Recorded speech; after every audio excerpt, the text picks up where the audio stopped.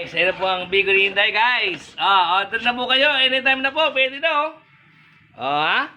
Siyempre, meron tayong, ano tawag ito? Pretty! For the boys, guys. Tapos ito, may nagpapareserva na. So ito,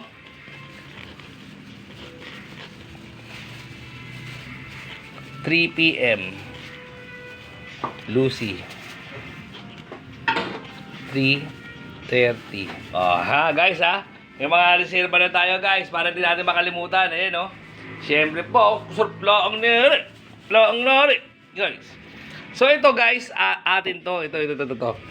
Wala pa akong dalang tinidor eh. Siyempre, tingin ka ng konti. Pwede ka namang bumanat ng matindihan eh. Konting natik. Malapdaang. Guys, order na kayo. Yung iba niyan, may meron naman may-ari niyan. Baka maubusan kayo. Alam niyo naman pag-aamin ng tinda, guys. Mabilis. Isa pa.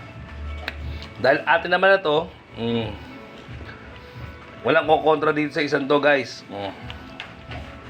Walang kukontra. Siyempre pa, latek. Ano? Bisa. Hap. Ayos. Ayos ba, Inday?